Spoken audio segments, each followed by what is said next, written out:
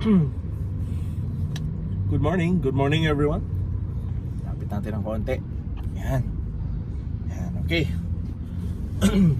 Good morning everyone. So ayan, lalabas ulit tayo. Drive ulit tayo. This is Story and Drive. Sa ating break. Yan. Sige, habang ako ay palabas, stay put lang kayo. Yan, timpla ng coffee or ano. So medyo maganda ang ating routine ngayon dahil medyo maaga na tayong nagigising.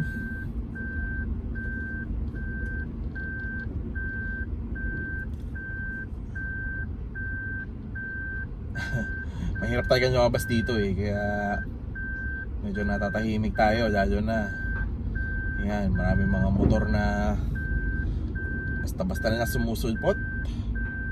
Yun, yung mga sasakyan, ayaw talaga nilang magbigay. Ganyan talaga. Naging nag-uunahan. Okay, so yan, medyo nakapwesto na tayo, so pwede na tayong mag-start. Again, good morning sa inyo. Story and Drive. That should have been done for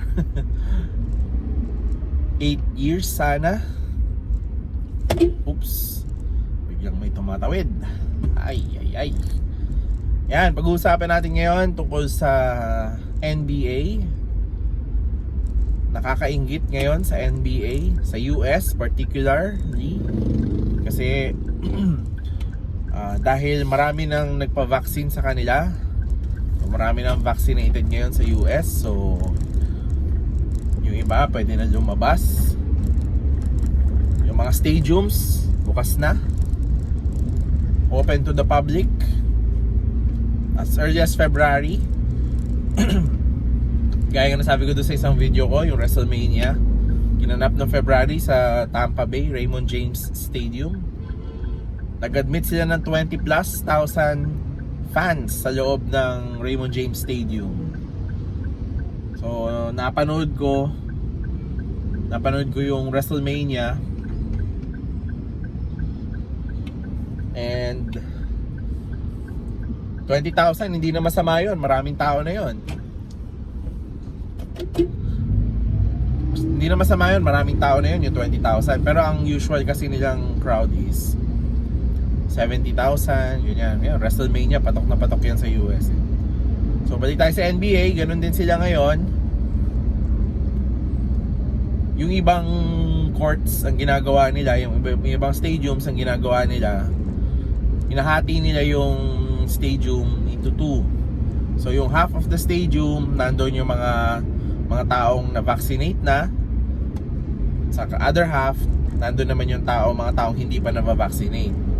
So siguro kung vaccinated ka, dali mo yung iyong vaccination card, tapos doon ka nila ilalagay. So ang napansin ko sa mga sa side ng may vaccination, na-vaccine na sila, tikit-tikit na sila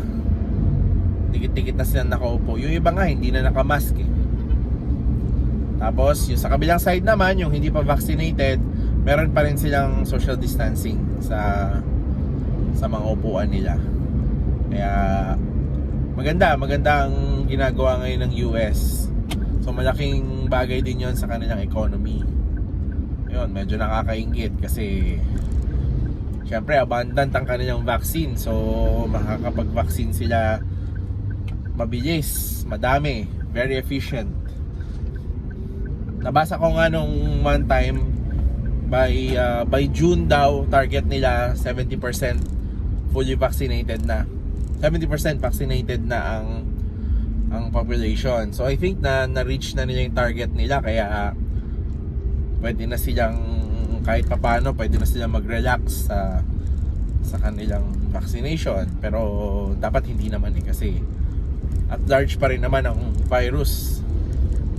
At ang maganda doon, yung mga developed countries like US, pag tapos na sila sa target nila sa vaccination, pwede na nilang ibenta yung kanilang mga vaccines sa ibang bansa like sa atin, para mapabilis din ang vaccination process natin. Kasi sa ngayon yata ang vaccination natin, may joke nga dun aabutin daw ng 10 years bago tayo sa pace daw natin, aabutin daw tayo ng 10 years bago tayo maka 70%. So kawawa naman tayo. Pero hindi naman siguro aabot ng ganun yun. So balik tayo sa NBA. Papalayo tayo sa vaccines. So sa NBA ngayon, sa mga followers ng NBA, alam nyo naman na NBA playoffs ngayon. Meron lang akong isang topic na gustong pag-usapan about sa NBA playoffs. At hindi yun ng analytics, hindi yun ng mga stats, kundi yung kaya naipasok ko yung tungkol sa crowd. Meron kasing parang trend ngayon sa NBA So meron 3 instances na naging wild ang mga fans ng NBA. Alam naman natin na ang sports, syempre passionate ang mga fans niyan, lalo na kung kayo ay diehard fan ng isang team. Kagaya ko ay isang diehard LA Lakers fans. Yan, Lakers fan. Yan. So Laker for life tayo. So, shoutout sa mga Laker fans. Comment kayo kung kayo ay Lakers fans or kung kayo ay Celtics fans. Yun ang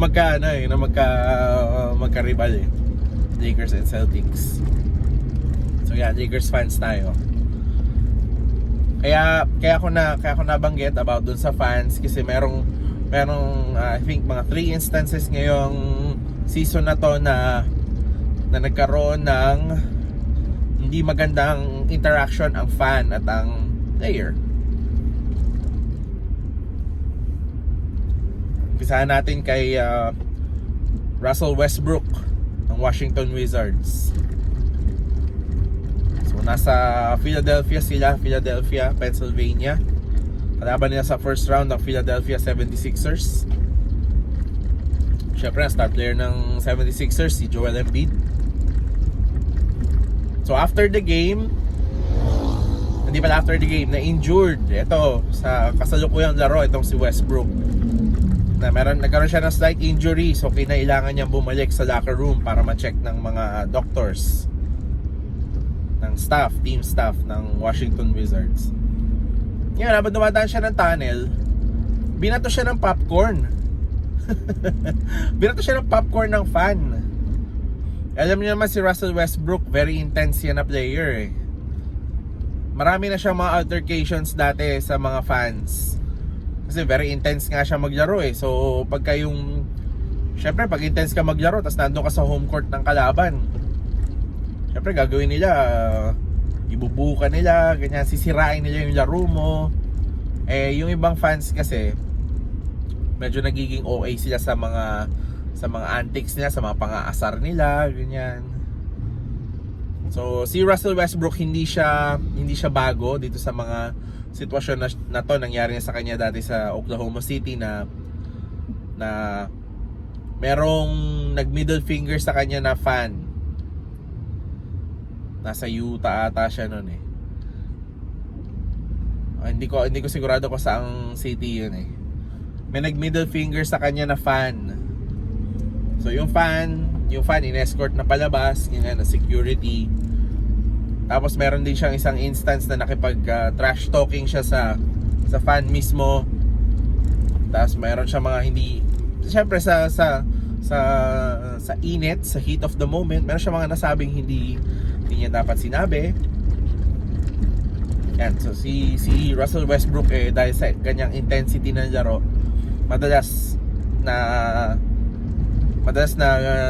nangyayari sa kanya yung mga ganong sitwasyon. So last time ganun nga nangyari sa kanya, binato siya ng popcorn. Hindi magandang image 'yon para sa mga Philadelphia fans dahil 'di ba nga siya ay na-injured noon, nagkaroon siya ng slight injury, tapos inaalalayan siya palabas. So as a gesture of respect sa mga players, ang ginagawa ng crowd is pinapalakpakan nila yung player kasi na-injured. Tapos yung binibigyan siya ng encouragement ng fans. Pero itong particular fan na to, hindi siya natutuwa siguro kay Russell Westbrook. Binato niya ng popcorn. So yan.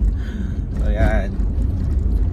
Yun yung isang instance na yung fan nag-cross na sila ng line.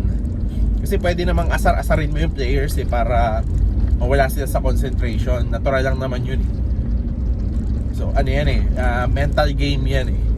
Yun yung mental aspect of the game eh. Kailangan malakas ka rin sa mental aspect. Kasi kung magaling ka physically mag-basketball or magaling ka sa sport mo, pero madali kang maasar, mawawala yung focus mo sa game. Gagawin mo lang, makikipag-asaran ka na lang sa mga fans. Hindi din maganda yon. Kaya si Russell Westbrook, siya ay nabato ng popcorn. At ang alam ko, season ticket holder, galaw ang ating season ticket holder yung fan na yon. So ang ginawa ng Philadelphia management, ni-revoke na yung kanyang season tickets at banned na siya sa arena. So hindi na siya pwede doon. Kahit anong sporting event siguro, bawal na siya doon kasi dahil doon sa ginawa niya. So another instance of mga di magandang acts ng mga fan tungo sa ating mga NBA players is yung laban naman ng New York Knicks and Atlanta Hawks. So ang Atlanta Hawks nag-visit sila sa Madison Square Garden, New York City para kalabanin ng New York Knicks. So ang star player ng Atlanta si Trae Young against si star player naman ng New York Knicks ngayon na si reigning most improved player Julius Randle. Syempre kilala natin na former MVP point guard Derrick Rose. Yan ang mga players ngayon ng New York. So nangyari naman sa New York, sa Madison Square Garden, si Trae Young ay dinuraan siya ng fan. So kung fina-follow nyo yung laban ng Atlanta at saka ng New York, yan ang isa sa mga exciting na games ngayong playoffs dahil ang New York kasi bihira lang makapasok sa playoffs yan eh. Pero maganda ang kanya pinakita ngayong season na to, so nakapasok sila sa playoffs. So kalaban niya top seed, mas mataas top seed Atlanta, mas mataas ang rank ng Atlanta kaysa sa New York. So pumunta ang Atlanta Hawks sa New York. At ang New York, syempre, yan, passionate din ng mga fans niyan kasi matagal na silang hindi nakakatikim ng playoffs eh. Matagal na silang hindi nakakapasok sa playoffs. So ngayong nasa playoffs na sila, yan, very passionate sila sa pagpapanood sa kanilang team. Kaya si Trae Young, lagi nilang inaasar si Trae Young. Makakarinig ka na maraming chants na yung iba hindi ko pwedeng banggitin dito kasi medyo hindi maganda yung mga salita. Pero meron silang isang chant na tinawag nilang Trae is balding. Totoo naman kasi numinipis na yung buhok ni Trae Young, ayaw pa niya ipagupit eh. Kaya Trae is balding ang kanilang chant. Meron parami silang mga chants eh. Pero ang pinaka okay lang, kagaya na sabi ko kanina, okay lang ang asaran, wala namang problema yan eh. Sama sa laro yan. Kaya lang, yun nga, yung merong isang fan nang ginawa ay dinuraan si Trae Young sa likod. Katalikod si Trae Young, so nag-spit siya, nakita nahuli ng cameras na gano'n ang ginawa niya. So again, gano'n din na nangyari. Ban for life ang yung fan na yon, so hindi na siya pwede pumunta ng Madison Square Garden. Hindi ko lang alam kung paano niya tinatrack yung mga ganon, yung mga nababan na mga tao. Pero mamaya meron akong i-explain sa inyo about sa banning. Yun. So meron na naman most recently naman yung kahapon. Labanan ng Brooklyn Nets at ng kalaban ng Brooklyn. Nakalimutan ko kung sino kalaban ng Brooklyn. Sino man number 8 sa ano? Sino man number 8 sa East? Paki-comment na lang kung sino yung number 8. Nakalimutan ko kung sino. Kalimutan ko eh. Kasi sa sobrang lakas ng Brooklyn ngayon, ano eh, nilalampaso lang nila yung mga kalaban nila. Imagine niyo yung big 3 nila, si KD, Kyrie Irving, tsaka si James Harden. 104 points sila kahapon. Tatlo lang sila, parang isang team na yung score nila. 104. Ibang klase yung tatlong yun, grabe. Yun. So nangyari last time kahapon, ganun din, si Kyrie Irving, palabas na siya ng tunnel, tapos na yung laro. Alam ko na, Boston, nakalaban nila, Celtics. So, palabas na siya ng laro, palabas na siya ng playing court, papunta na siya sa tunnel, binato naman siya ng tubig, mineral water. So, binato siya ng mineral water. So, syempre, nagulat siya dahil may humagis na mineral water sa harapan niya eh. Tapos kinuha naman kaagad ng security, nakapag-react naman agad ng security doon sa insidente na yon. As far as I know, kinasuhan na yung bumato ng water bottle sa kanya. Hindi naman natamaan si Kyrie, pero syempre may intention eh. May intention kang manakit. Assault yata ang case nun. Chinarge yata siya ng assault. And meron pang mga ibang mga cases. Kaya hindi ko maintindihan tong mga tao na ito. Ito kami, hirap na hirap. Ito tayo sa Pilipinas, hirap na hirap tayo na makapagpa-vaccine and all that. Hindi pa tayo makabalik sa dati nating buhay. Pero sila, halos pabalik na sila. Nakanood na sila sa mga stadium, sports. Tapos ganun lang yung gagawin ng iba. Grabe naman yan. Karoon naman dati ng very publicized na incident nangyari sa PBA noon. Yung isang player, kung maalala nyo, si Winnie Arboleda ng Burger King yata siya noon. Burger King. Alam naman natin si Winnie Arboleda, scrappy, di yan papadaig. Point guard siya na malakas. Bully type siya na point guard. Ibig sabihin, malakas ang pangangatawan niyan.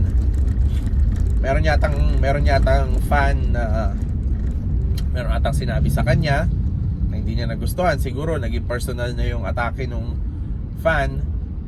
So siguro ang daming beses niya nagsasalita kasi ang mga players naman, syempre malalakas ang mental state niyan, mental fortitude, malalakas. Sa mga mind games, hindi mo basta-basta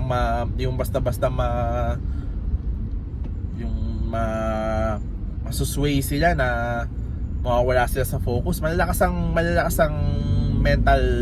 mental game ng mga athletes eh. Pero siguro itong particular fan na to, baka personal ang mga pinagsasabi niya kay Mr. Arboleda. So ang ginawa ni Winnie, sinugod niya yung fan.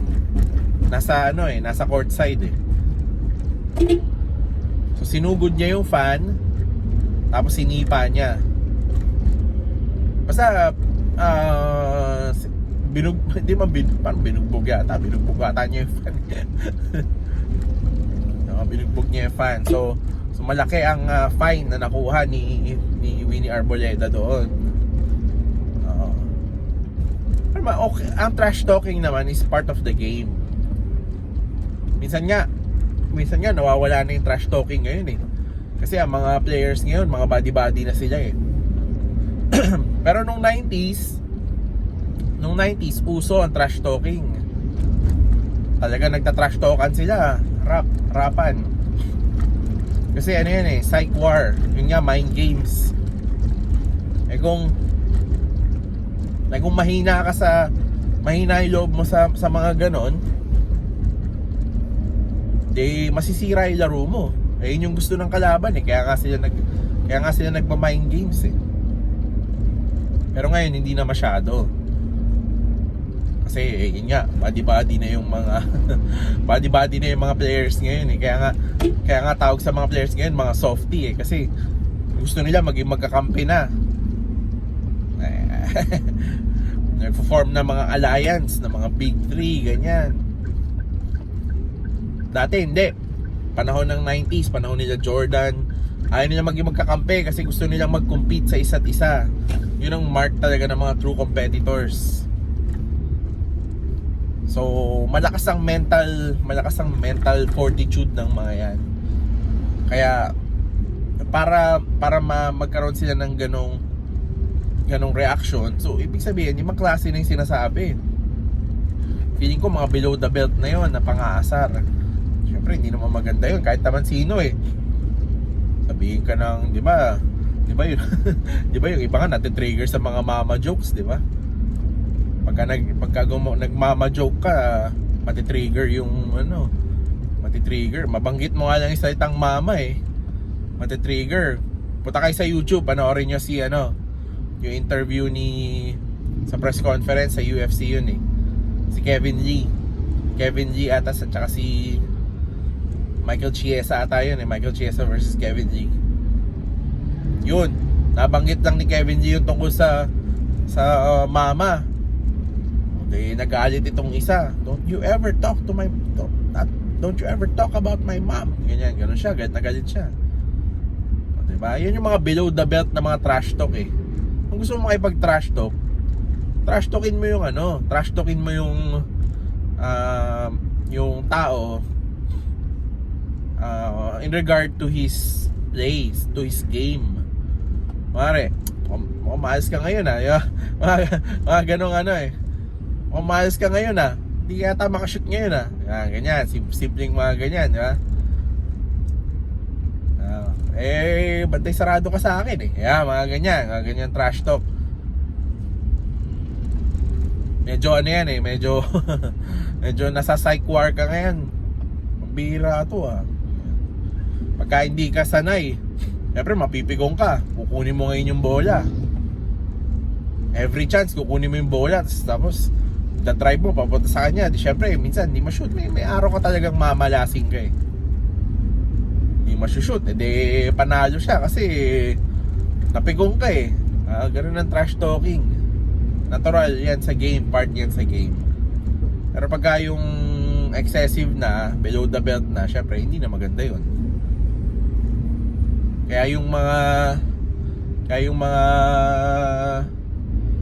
players dati, yan, sa panahon nila Jordan, mga matitibay yung mga players na yan eh, kasi hindi sila basta-basta natitinag sa mga trash talk eh. Pag trash talk mo sila, kailangan kailangan i-back up mo yun ng action. Sa mga pinakamagagaling na trash talkers sa basketball, syempre si Michael Jordan, sa mga magaling na trash talkers yan. Ang hindi alam ng iba, si Larry Bird, napakagaling na trash talker noon. So kung ano yung sinasabi niya, ginagawa naman niya. Yun ang effective na trash talker eh. Hindi naman pwedeng puro ka lang trash talk tapos hindi mo naman binaback up yung sinasabi mo. Puro ka lang trash talk, hindi, ang pangit din naman tignan nun. So yung mga nangyaring yun, yung altercations with fans, it's more of a personal, sa akin it's more of a personal issue. Mukhang may mga problema sa pag-iisip yung mga gano'n. Babatuhin mo ng popcorn yung player. Kita mo naman yung babatuhin mo ng popcorn yung player. Ano namang mga gawain yun, di ba? Gawain mo ng matinong tao yun.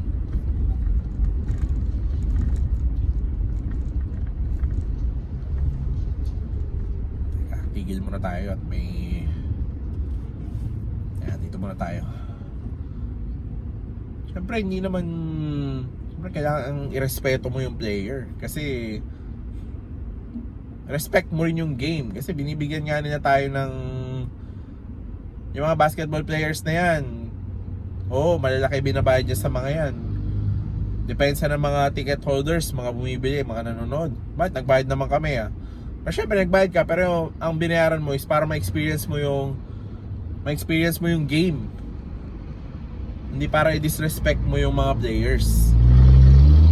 Swerte nga nila, nakakapanood na sila Dito nga sa atin sa Pilipinas, pahirapan pa kung paano i-open yung PBA yung ating professional basketball league dito sa Pilipinas.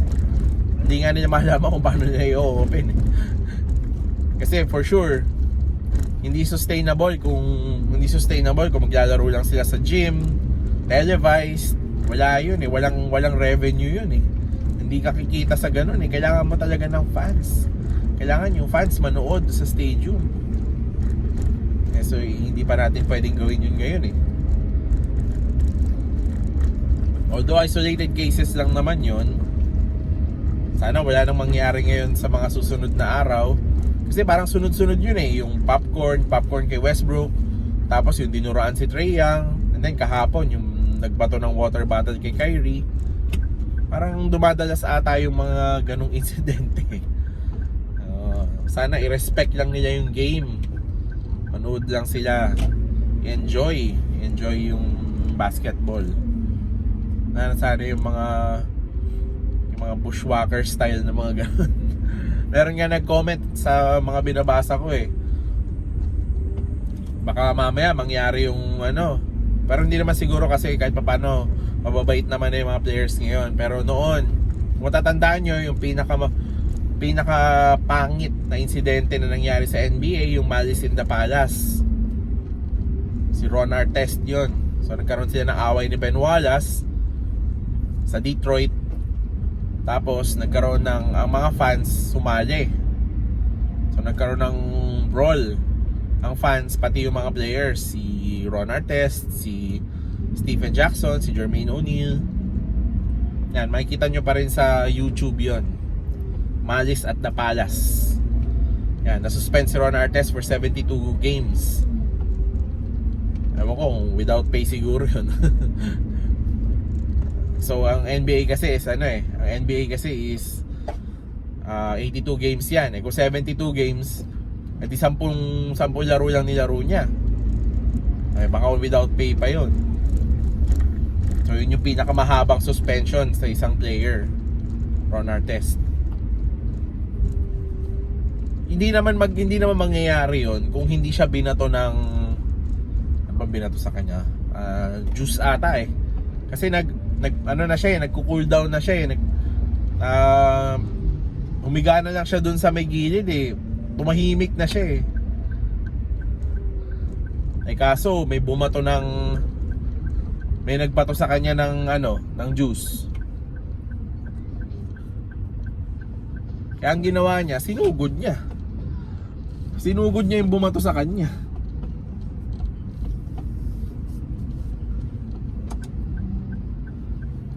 Diba? So kung walang interaction ng fans, yung mga ganong klaseng negative interaction, hindi na matitrigger yung mga players So I think yung mga fans ang syempre manood na lang kayo. Wag na yung kung ano-ano pang ginagawa ninyo dun sa stadium, di ba? Mas magandang manood na lang kayo.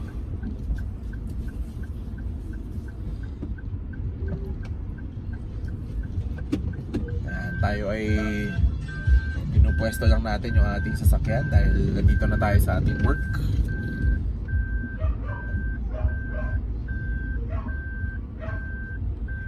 Medyo tayo. Yan. May nag-double park pero sige, mukhang good na tayo dyan. Ayun, sakto magta 30 minutes na naman tayo. Yan, yun lang, respect the game. Yun lang ang masasabi ko. So, thank you very much sa inyong pakikinig. So, bukas ulit. Kita-kita ulit tayo bukas. Kung meron kayong mga topics na gusto nyong pag-usapan natin, comment nyo na sa baba and don't forget to follow. Okay? Saktuhin ko lang ng 30 minutes to. So, take care everybody. Peace out.